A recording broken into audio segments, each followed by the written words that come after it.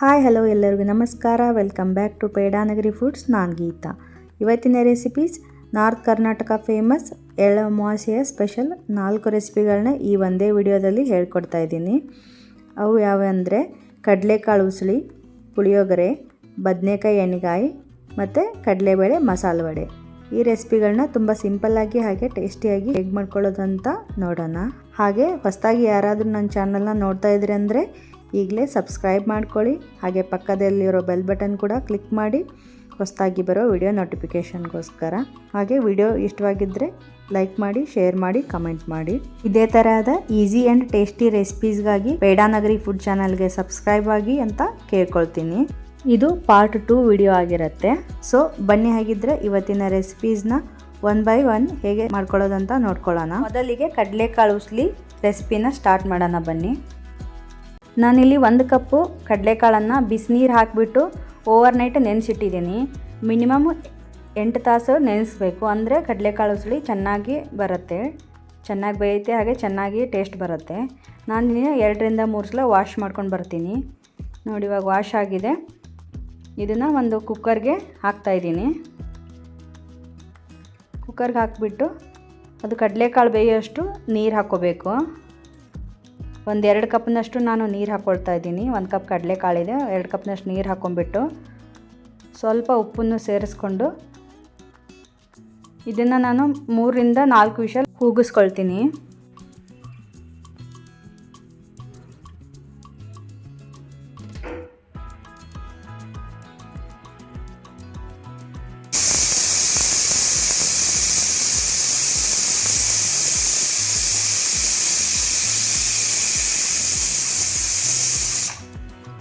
ನೋಡಿ, ಇವಾಗ 4 ವಿಷಲ್ ಆಗಿದೆ, ಪ್ರೆಷರು ಇಳಿದಿದೆ. ಇವಾಗ ಓಪನ್ ಮಾಡೋಣ.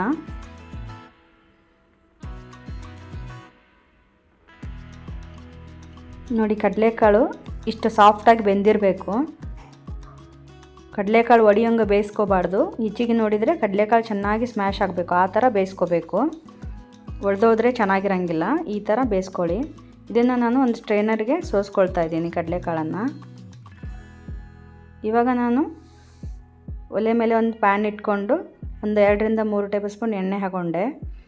ನಂತರ ಎಣ್ಣೆ ಬಿಸಿ ಆದಮೇಲೆ 1 ಟೇಬಲ್ ಸ್ಪೂನಷ್ಟು ಸಾಸಿವೆ ಹಾಕ್ಕೊಳ್ತಾ ಇದ್ದೀನಿ.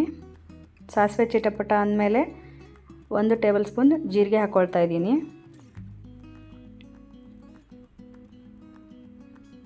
ನಂತರ 2 ರಿಂದ 3 ಹಸಿಮೆಣಸಿನ್ಕಾಯಿ ಹಾಕ್ತಾಯಿದ್ದೀನಿ, ಚಿಕ್ಕದಾಗಿ ಕಟ್ ಮಾಡಿರೋದು. ನಾನಿಲ್ಲಿ ಸ್ವಲ್ಪ ತುರಿದಿರೋ ಅಂಥ ಹಸಿ ಶುಂಠಿನ ಹಾಕ್ಕೊಳ್ತಾ ಇದ್ದೀನಿ. ಇದನ್ನು ಹಾಕ್ಕೊಳ್ಳೋದ್ರಿಂದ ಕಡಲೆಕಾಳು ಉಸುಳಿಗೆ ಒಂದು ಒಳ್ಳೆ ಫ್ಲೇವರ್ ಕೊಡುತ್ತೆ.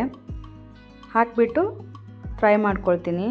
1/4 ಟೀ ಸ್ಪೂನಷ್ಟು ಹಿಂಗೆ ಹಾಕ್ತಾಯಿದ್ದೀನಿ. ಆಮೇಲೆ ಸ್ವಲ್ಪ ಕರಿಬೇವಿನ ಸೊಪ್ಪು ಹಾಕಿ ಫ್ರೈ ಮಾಡ್ಕೋಬೇಕು.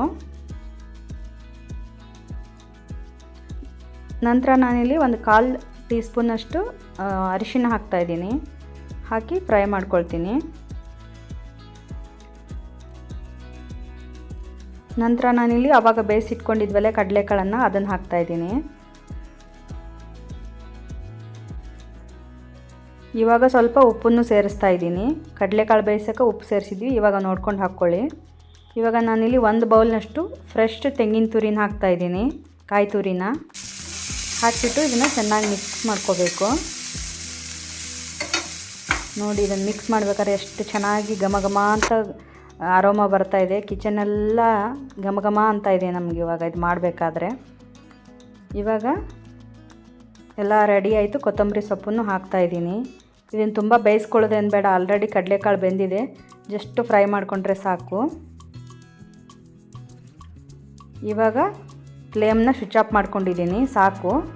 ಸ್ವಿಚ್ ಆಫ್ ಮಾಡ್ಕೊಂಡ ನಂತರ ನಾನು ಲಿಂಬೆಹಣ್ಣಿನ ರಸ ಹಿಂಡ್ತಾಯಿದ್ದೀನಿ.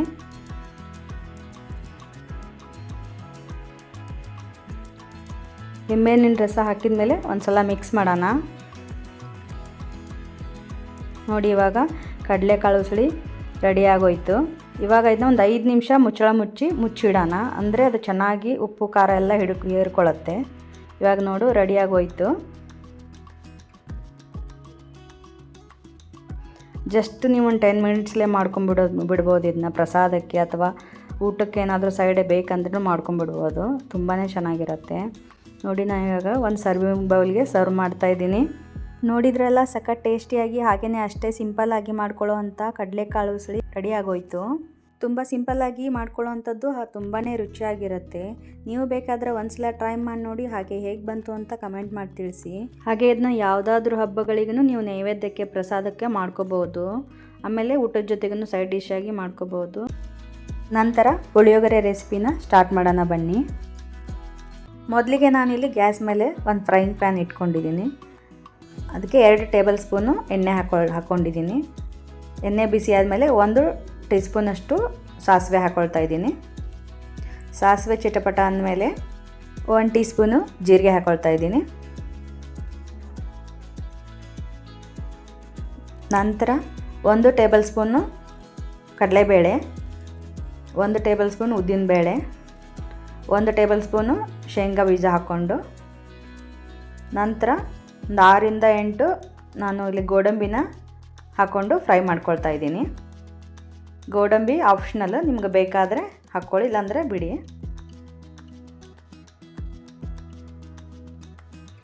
ಇಲ್ಲಿ ನಾನು 2 ಗುಂಟೂರು ಮೆಣಸಿನ್ಕಾಯಿ, ಒಣ ಮೆಣಸಿನ್ಕಾಯಿ ಹಾಕ್ಕೊಳ್ತಾ ಇದ್ದೀನಿ. 1 ಸ್ಪ್ರಿಂಗ್ ಕರಿಬೇವನ್ನು ಹಾಕ್ಕೊಳ್ತಾ ಇದ್ದೀನಿ. ಹಾಕ್ಕೊಂಡ್ಬಿಟ್ಟು ಇದನ್ನು ಫ್ರೈ ಮಾಡ್ಕೋಬೇಕು. ಇದು ಫ್ರೈ ಮಾಡ್ಕೋಬೇಕಾದ್ರೆ ಮೀಡಿಯಮ್ ಉರಿಯಲ್ಲಿ ಫ್ರೈ ಮಾಡ್ಕೊಳ್ಳಿ. ಇವಾಗ ನಾನಿಲ್ಲಿ ರೆಡಿ ಮಿಕ್ಸನ್ನು ಯೂಸ್ ಮಾಡ್ತಾಯಿದ್ದೀನಿ. Puliyogare powder 2 table spoon. ನೀವು ಇದು ಯಾವುದಾದ್ರೂ ಬ್ರ್ಯಾಂಡ್ ಯೂಸ್ ಮಾಡ್ಕೊಳ್ಳಿ. ನಾನು ರೆಡಿಮೇಡ್ ಯೂಸ್ ಮಾಡ್ತಾಯಿದ್ದೀನಿ. ಅದು ಹಾಕ್ಕೊಂಬಿಟ್ಟು ಚೆನ್ನಾಗಿ ಫ್ರೈ ಮಾಡ್ಕೋಬೇಕು. ಲೋ ಫ್ಲೇಮಲ್ಲಿ ಇಟ್ಕೊಂಡು ಫ್ರೈ ಮಾಡ್ಕೊಳ್ಳಿ, ಸಿಮ್ಮಲ್ಲಿ ಇಟ್ಕೊಂಡು. ಇವಾಗ ಒಂದು ಅರ್ಧ tea spoon turmeric powder, 1 table spoon ಬೆಲ್ಲ ಹಾಕ್ಕೊಳ್ತಾ ಇದ್ದೀನಿ. ಇಲ್ಲಿ ನಾನು 1 ಟೇಬಲ್ ಸ್ಪೂನಷ್ಟು ಹುಣಸೆಹಣ್ಣಿನ ರಸನ ಹಾಕ್ಕೊಳ್ತಾ ಇದ್ದೀನಿ. ಇದು ಹಾಕ್ಕೊಂಬಿಟ್ಟು ಚೆನ್ನಾಗಿ ಫ್ರೈ ಮಾಡ್ಕೋಬೇಕು. ರುಚಿಗೆ ತಕ್ಕಷ್ಟು ಉಪ್ಪು ಹಾಕ್ಕೊಂಬಿಟ್ಟು ಇದು ಮೀಡಿಯಮ್ ಉರಿಯಲ್ಲಿ ಇಟ್ಕೊಂಡೆ ಫ್ರೈ ಮಾಡ್ಕೊಳ್ಳಿ. ಮೀಡಿಯಮ್ ಟು ಲೋ ಇಟ್ಕೊಂಡು ಫ್ರೈ ಮಾಡ್ಕೊಳ್ಳಿ. ಬರೀ ನೀವು ಪುಳಿಯೋಗರೆ ಪೌಡರ್ ಯೂಸ್ ಮಾಡಿ ಪುಳಿಯೋಗರೆ ಮಾಡ್ಕೊಂಡ್ರೆ ಅಷ್ಟೊಂದು ಚೆನ್ನಾಗಾಗಂಗಿಲ್ಲ, ಡ್ರೈ ಆಗುತ್ತೆ. ಈ ಥರ ಹುಣಸೆಹಣ್ಣಿನ ರಸ, ಬೆಲ್ಲ ಈ ಥರ ಹಾಕಿ ಮಾಡ್ಕೊಂಡ್ರೆ ಚೆನ್ನಾಗಾಗತ್ತೆ. ನೋಡಿ ಈ ಥರ ಎಲ್ಲ ಅದು ಎಣ್ಣೆ ರಿಲೀಸ್ ಆಗಬೇಕು, ಅಲ್ಲಿವರೆಗೂ ಫ್ರೈ ಮಾಡ್ಕೋಬೇಕು. ಹುಣಸೆಹಣ್ಣಿನ ರಸದಲ್ಲಿ ಏನು ನೀರು ಹಾಕಿರ್ತೀವಲ್ಲ ಅದೆಲ್ಲ ಸ್ವಲ್ಪ ಹೋಗಬೇಕು, ಹೋಗಿ ಈ ಥರ ಎಣ್ಣೆ ರಿಲೀಸ್ ಆಗುತ್ತೆ. ನೋಡಿ ಈ ಥರ ಗೊಜ್ಜು ರೆಡಿ ಆಯ್ತು. ಇವಾಗ ಪುಳಿಯೋಗರೆ ಗೊಜ್ಜು ಈ ಥರ ಆಗಬೇಕು. ಇದನ್ನು ನೀವು ತಣ್ಣಗಾದ್ಮೇಲೆ ನೀವು ಫ್ರಿಜ್ಜಲ್ಲಿ ಏರ್ಟೈಟ್ ಬಾಕ್ಸಲ್ಲಿ ಹಾಕಿ ನೀವು ಸ್ಟೋರ್ನು ಮಾಡ್ಕೋಬೋದು. 1 ವೀಕ್ವರೆಗೂ ಇರುತ್ತೆ. ಯಾವಾಗ ಬೇಕಂದ್ರೆ ಅವಾಗ ನೀವು ರೈಸ್ ಯೂಸ್ ಮಾಡಿಕೊಂಡು ಮಿಕ್ಸ್ ಮಾಡ್ಕೋಬೋದು. ಇವಾಗ ನಾನಿಲ್ಲಿ 1 ಕಪ್ನಷ್ಟು ಅನ್ನ ಮಾಡಿಟ್ಕೊಂಡಿದ್ದೆ. ಉದುರಾಗಿ ಅನ್ನ ಮಾಡಿಟ್ಕೋಬೇಕು. ಇದಕ್ಕೆ ನಾನು ಆಲ್ರೆಡಿ ಮಾಡಿಟ್ಕೊಂಡಿದ್ದೆ. ಉದುರಾಗಿ ಅದನ್ನು ಹಾಕಿ ಮಿಕ್ಸ್ ಮಾಡ್ತಾಯಿದ್ದೀನಿ. ನೋಡಿ ಈ ಥರ ಚೆನ್ನಾಗಿ ಎಲ್ಲ ಹೊಂದ್ಕೊಳ್ಳೋ ಥರ ಮಿಕ್ಸ್ ಮಾಡಬೇಕು. ನೋಡಿ ಇವಾಗ ರೆಡಿ ಆಯಿತು. ನಾನಿಲ್ಲಿ ಕೊತ್ತಂಬರಿ ಸೊಪ್ಪನ್ನು ಸಣ್ಣದಾಗಿ ಕಟ್ ಮಾಡಿ ಇಟ್ಕೊಂಡಿದ್ದೆ, ಅದನ್ನು ಹಾಕಿ ಮಿಕ್ಸ್ ಮಾಡ್ತಾಯಿದ್ದೀನಿ.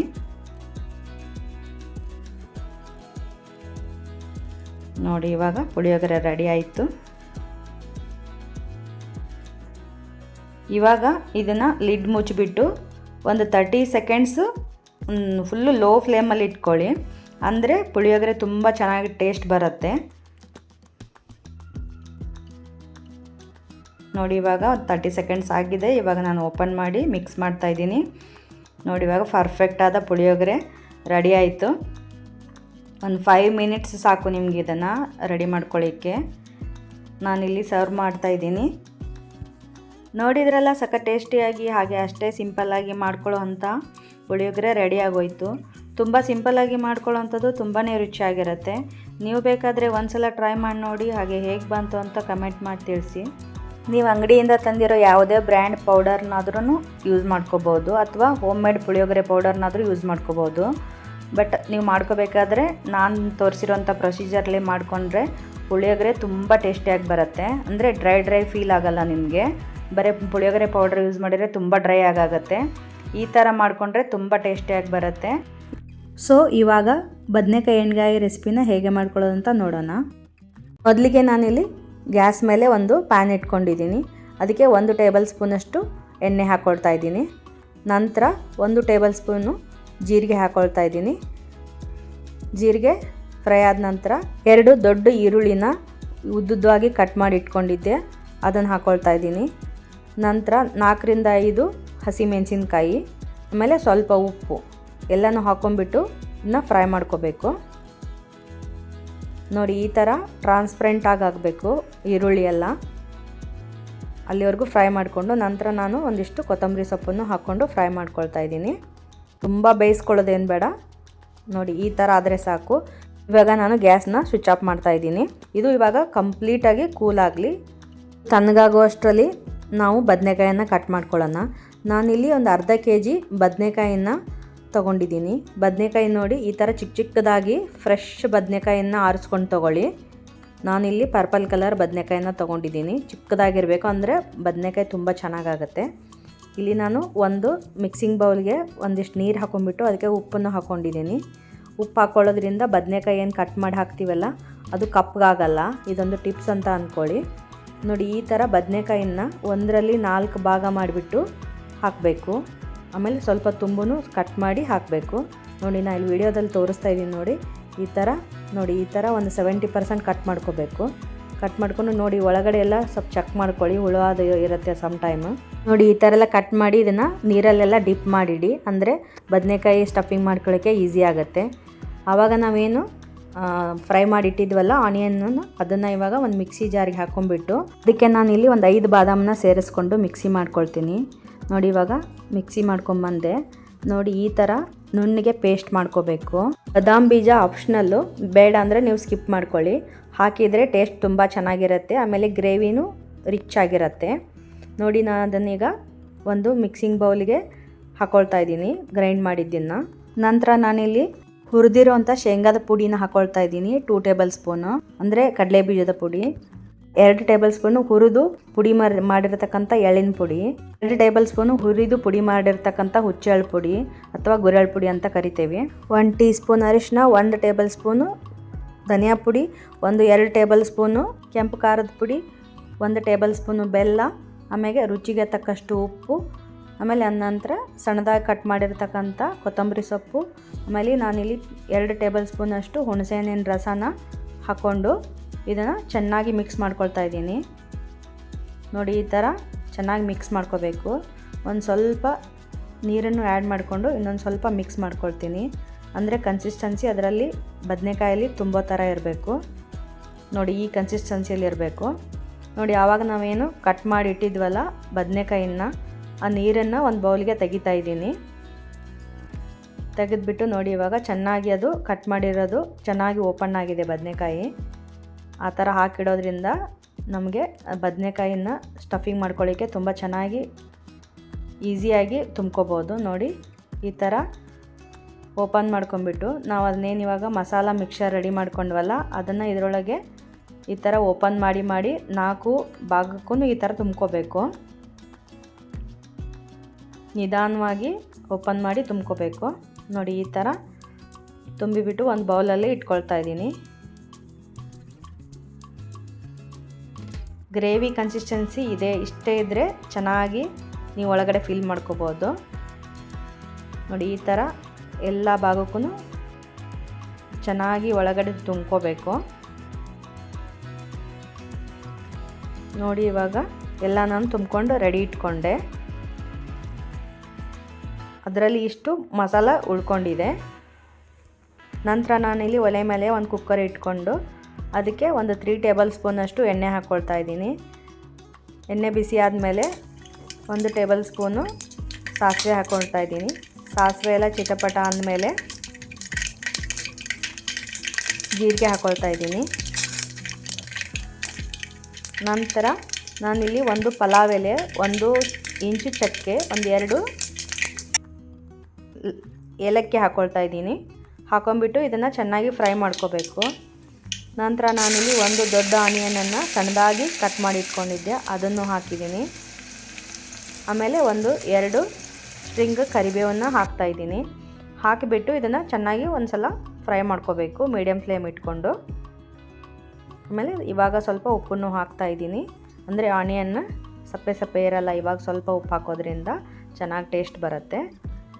ನಂತರ ನಾನಿಲ್ಲಿ 1 table spoon ginger garlic paste ಹಾಕ್ಕೊಳ್ತಾ ಇದ್ದೀನಿ, ಅಂದರೆ ಶುಂಠಿ ಬೆಳ್ಳುಳ್ಳಿ ಪೇಸ್ಟ್ ಹಾಕ್ಕೊಂಡು ಫ್ರೈ ಮಾಡ್ಕೊಳ್ತಾ ಇದ್ದೀನಿ. ಇಲ್ಲಿ ಸ್ವಲ್ಪ ಅರಿಶಿನ ಹಾಕ್ಕೊಳ್ತಾ ಇದ್ದೀನಿ, ಸ್ವಲ್ಪ ಹಾಕ್ಕೊಳ್ತಾ ಇದ್ದೀನಿ. ಅದರಲ್ಲಿ ಮಸಾಲದಲ್ಲೂ ಸ್ವಲ್ಪ ಹಾಕಿದ್ವಿ, ಇಲ್ಲಿ ಸ್ವಲ್ಪ ಹಾಕ್ಕೊಳ್ತಾ ಇದ್ದೀನಿ. ಹಾಕ್ಕೊಂಡು ಫ್ರೈ ಮಾಡ್ಕೊಂಡ್ಬಿಟ್ಟು ಅವಾಗೇನೆ ಸ್ಟಫಿಂಗ್ ಮಾಡಿ ಇಟ್ಕೊಂಡಿದ್ವಲ್ಲ ಬದನೆಕಾಯಿಗಳನ್ನ ಇವಾಗ ಒಂದೊಂದಾಗಿಯೇ ನಾನು ಕುಕ್ಕರ್ಗೆ ಹಾಕ್ತಾಯಿದ್ದೀನಿ. ಇದಕ್ಕೆ ಎಣ್ಣೆ ಸ್ವಲ್ಪ ಜಾಸ್ತಿ ಹಿಡಿಯುತ್ತೆ, ನಾರ್ಮಲ್ ಪಲ್ಯ ಮಾಡೋದಕ್ಕಿಂತ ಇದಕ್ಕೆ 1 ಟೇಬಲ್ ಸ್ಪೂನ್ ಜಾಸ್ತಿ ಹಾಕ್ಕೊಂಡ್ರೆ ಚೆನ್ನಾಗಿರುತ್ತೆ. ನೋಡಿ ಈ ಥರ ಎಲ್ಲ ಹಾಕ್ಕೊಂಡ್ಬಿಟ್ಟು ಆ ಎಣ್ಣೆಯಲ್ಲೇ ಇದನ್ನು ಸ್ವಲ್ಪ ಫ್ರೈ ಮಾಡ್ಕೋಬೇಕು. ಫಸ್ಟು ಚೆನ್ನಾಗಿ ಅದಕ್ಕೆ ಎಣ್ಣೆ ಎಲ್ಲ ಕೋಟ್ ಆಗಬೇಕು. ಆ ಥರ ಇದನ್ನು ಒಂದು 30 ಸೆಕೆಂಡ್ಸು ಫ್ರೈ ಮಾಡ್ಕೋಬೇಕು. ಈ ಒಂದು ಪ್ರೊಸೀಜರ್ ಫಾಲೋ ಮಾಡೋದ್ರಿಂದ ಬದನೆಕಾಯಿ ಟೇಸ್ಟ್ ಅಂತೂ ಸಖತ್ತಾಗಿ ಬರುತ್ತೆ.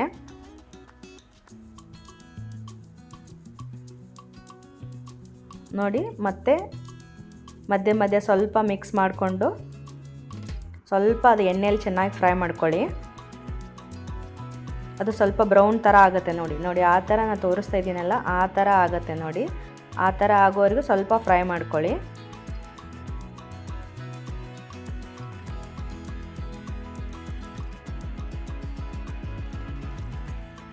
ಇವಾಗ ನಾನು ಆ ಮಸಾಲ ಏನು ಸ್ವಲ್ಪ ಉಳ್ಕೊಂಡಿತ್ತಲ್ಲ ಅದನ್ನು ಇವಾಗ ಮೇಲೆ ಹಾಕ್ತಾ ಇದ್ದೀನಿ.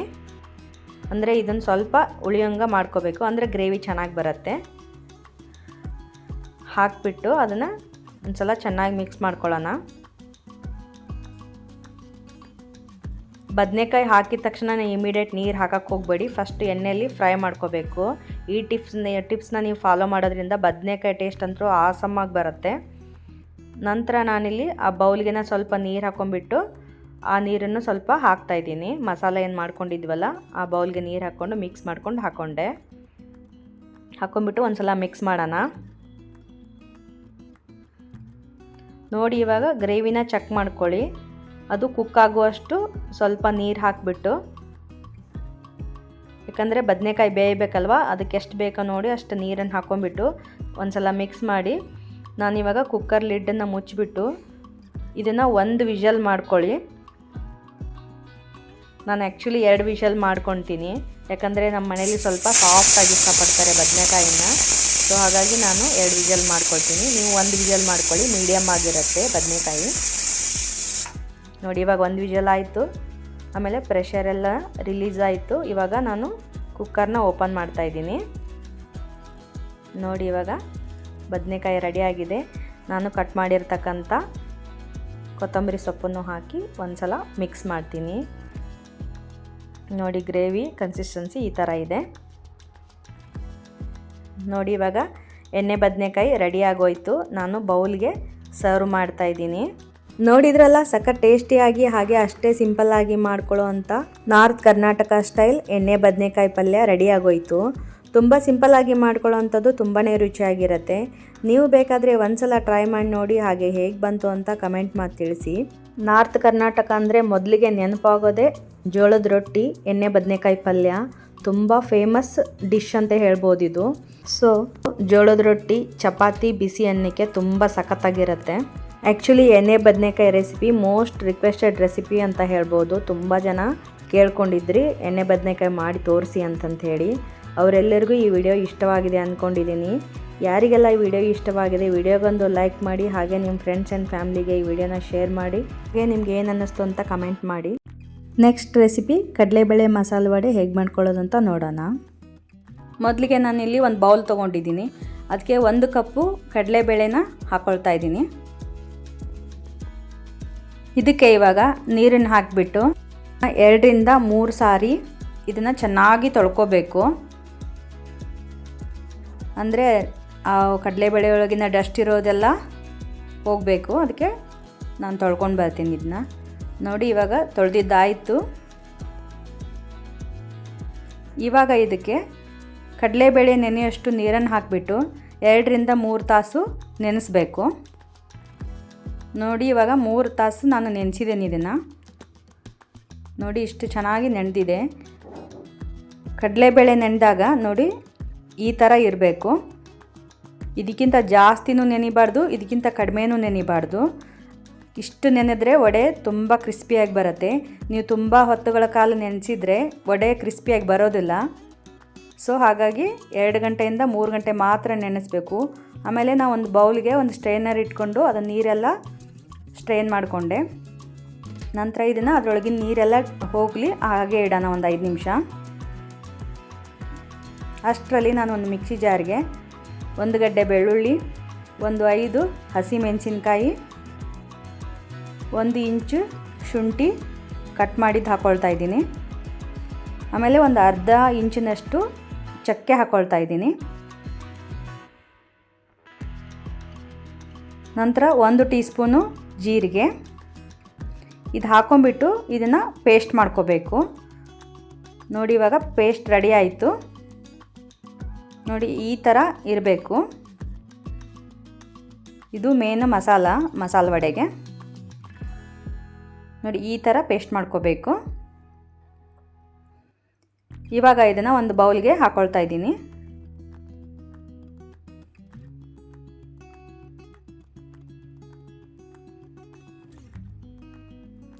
ನಂತರ ನಾವು ಏನು ದಾಲ್ನ ನೀರು ಬಸಿಲಿಕ್ಕೆ ಇಟ್ಟಿದ್ವಲ್ಲ ಅದೆಲ್ಲ ನೀರೆಲ್ಲ ಹೋಗಿದೆ. ನೀರೆಲ್ಲ ಸ್ಟ್ರೈನ್ ಆಗಬೇಕು, ಸ್ವಲ್ಪನೂ ನೀರು ಇರಬಾರ್ದು, ಅಂದರೆ ವಡೆ ಚೆನ್ನಾಗಿ ಕ್ರಿಸ್ಪಿಯಾಗಿ ಬರ್ತಾವೆ.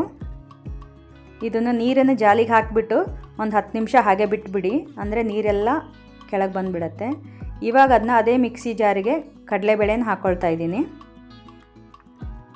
ಇದನ್ನು ಹಾಕ್ಕೊಂಬಿಟ್ಟು ಇದನ್ನು ತರಿಯಾಗಿ ರುಬ್ಕೋಬೇಕು. ತುಂಬ ಸ್ಮೂತಾಗಿ ಮಾಡ್ಕೊಳ್ಬಾರ್ದು, ಸ್ವಲ್ಪ ಬೇಳೆ ಕಾಣಿಸ್ತಾ ಇರಬೇಕು, ತರಿಯಾಗಿರಬೇಕು. ಪಲ್ಸಸ್ ಮೋಡಲ್ಲಿ ಆನ್ ಆ್ಯಂಡ್ ಆಫ್ ಮಾಡಿಬಿಟ್ಟು ರುಬ್ಕೊಳ್ಳಿ ಮಿಕ್ಸಿಯಲ್ಲಿ. ಒಂದು ಸ್ವಲ್ಪ ಬೇಳೆನ ನಾನು ಎತ್ತಿಟ್ಕೊಂಡಿದ್ದೀನಿ.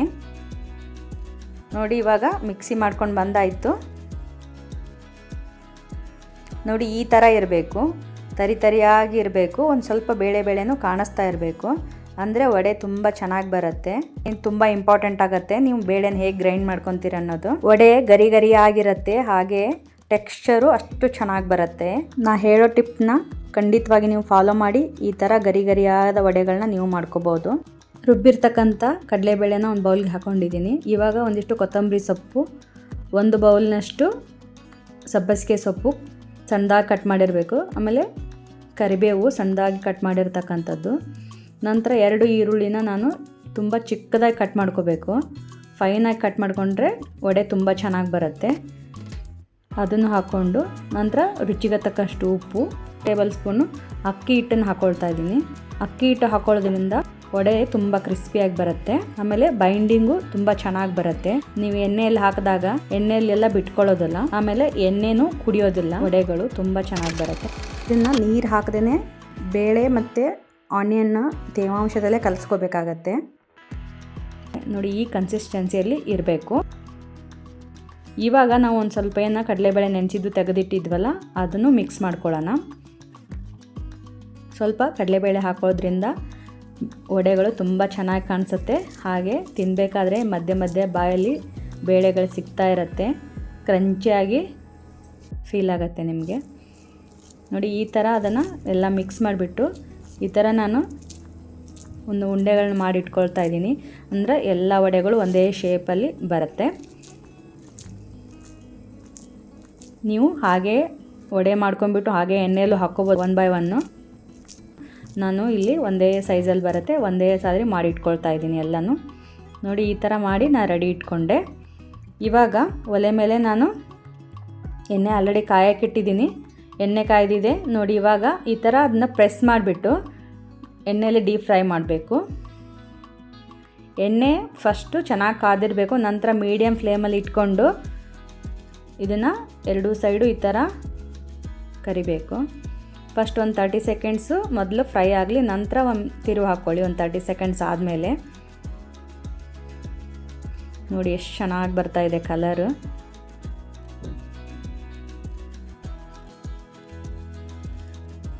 ರುಚಿ ಕೂಡ ಅಷ್ಟೇ ಅದ್ಭುತವಾಗಿರುತ್ತೆ.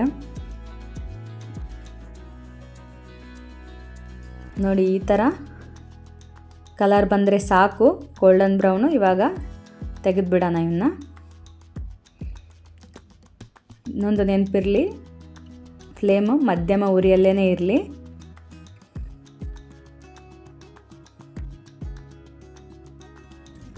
ನೋಡಿ ಎಷ್ಟು ಚೆನ್ನಾಗಿ ಕಾಣಿಸ್ತಾ ಇದೆ. ಇವಾಗ ಇದನ್ನು ಒಂದು ಪ್ಲೇಟಿಗೆ ತಗೊಳ್ತಾ ಇದ್ದೀನಿ. ನಾನು ಟಿಶ್ಯೂ ಪೇಪರಲ್ಲಿ ಹಾಕ್ತಾಯಿದ್ದೀನಿ. ನಂತರ ನಾನು ಇನ್ನೊಂದು ಬ್ಯಾಚನ್ನು ಹಾಕ್ಕೊಳ್ತಾ ಇದ್ದೀನಿ. ನೋಡಿ, ಆ ಉಂಡೆಗಳನ್ನ ತೊಗೊಂಬಿಟ್ಟು ಜಸ್ಟ್ ಇಷ್ಟು ಪ್ರೆಸ್ ಮಾಡಿಬಿಟ್ಟು ಎಣ್ಣೆಲಿ ಹಾಕಿದ್ರೆ ಆಯಿತು. ಎಷ್ಟು ಈಸಿಯಾಗಿ ಮಾಡ್ಕೋಬೋದು ನೀವು.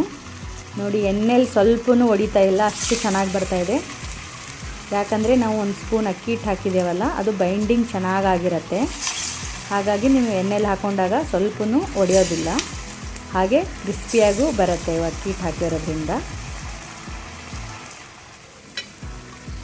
ಹಾಕ್ಕೊಂಬಿಟ್ಟು ಒಂದು 30 ಸೆಕೆಂಡ್ಸ್ ಆದಮೇಲೆ ಇವನ್ನ ತಿರುಗಿಸಿ ಹಾಕ್ಕೊಳ್ಳಿ. ಹೈ ಫ್ಲೇಮಲ್ಲಿ ಕರಿಯೋಕ್ಕೆ ಹೋಗಬೇಡಿ. ಹೈ ಫ್ಲೇಮಲ್ಲಿ ಕರೆದ್ರೆ ಮೇಲ್ಗಡೆ ಎಲ್ಲ ಕಪ್ಪಗಾದಂಗೆ ಆಗುತ್ತೆ, ಒಳಗಡೆ ಹಸಿ ಹಸಿ ಆಗಿರುತ್ತೆ. ಸೊ ನೀವು ಮೀಡಿಯಮ್ ಫ್ಲೇಮಲ್ಲೇ ಇಟ್ಕೊಂಡೇ ಕರಿಬೇಕಾಗತ್ತೆ ಇದನ್ನು.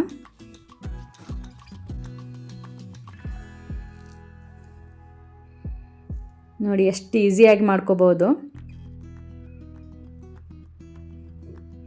ಸಬ್ಬಸಿಗೆ ಸೊಪ್ಪು ಹಾಕಿರೋದ್ರಿಂದ ಇದ್ದು ಕಡಲೆಬೇಳೆ ವಡೆದು ಫ್ಲೇವರ್ ತುಂಬ ಚೆನ್ನಾಗಿರುತ್ತೆ. ನೋಡಿ, ಇಷ್ಟು ಕಲರ್ ಬಂದರೆ ಸಾಕು. ಇವಾಗ ಚೆನ್ನಾಗಿ ಫ್ರೈ ಆಗಿದೆ. ಇವಾಗ ಇದನ್ನು ತೆಗೆದು ಬಿಡೋಣ.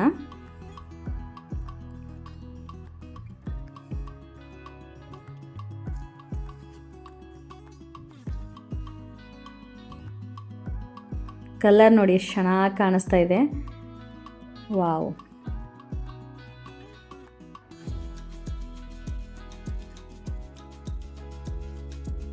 ನೋಡಿ, ಇವಾಗ ರೆಡಿ ಆಯಿತು. ಎಣ್ಣೆ ಸ್ವಲ್ಪನೂ ಹಿಡ್ದಿಲ್ಲ, ನೀವು ಗಮನಿಸ್ತಿರ್ಬೋದು. ನಾವು ಎಷ್ಟು ಎಣ್ಣೆ ಹಾಕಿದ್ವಲ್ಲ ಅಷ್ಟೇ ಎಣ್ಣೆ ಇದೆ ಪ್ಯಾನಲ್ಲಿ. ಸ್ವಲ್ಪನೂ ಎಣ್ಣೆ ಹಿಡ್ದಿಲ್ಲ, ಅಷ್ಟು ಚೆನ್ನಾಗಿ ಬಂದಿದೆ ವಡೆಗಳು. ನೋಡಿ, ಇವಾಗ ಕಡಲೆಬೇಳೆ ವಡೆ ರೆಡಿ ಆಯಿತು.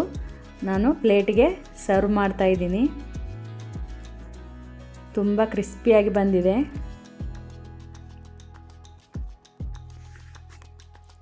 ಈ ಮಳೆಗಾಲಕ್ಕೆ ಆಮೇಲೆ ಈ ಚಳಿಗಂತೂ ಇದು ಒಂದು ಒಳ್ಳೆ ರೆಸಿಪಿ ಅಂತಲೇ ಹೇಳ್ಬೋದು. ಇಷ್ಟು ಚೆನ್ನಾಗಿರೋ ಕಡಲೆಬೇಳೆ ವಡೆನ ನೋಡಿದ ಮೇಲೆ ನನಗಂತೂ ಟೆಂಪ್ಟ್ ಆಗ್ತಿದೆ. ನಾನಂತೂ ಒಂದು ಟೇಸ್ಟ್ ಮಾಡೇ ಬಿಡ್ತೀನಿ, ಅಂದರೆ ನಿಮಗೂ ಫೀಡ್ಬ್ಯಾಕ್ ಕೊಡೋಕ್ಕೆ ಗೊತ್ತಾಗುತ್ತೆ. ನೋಡಿ, ಒಳಗಡೆ ಎಲ್ಲ ಎಷ್ಟು ಚೆನ್ನಾಗಿ ಬಂದಿದೆ.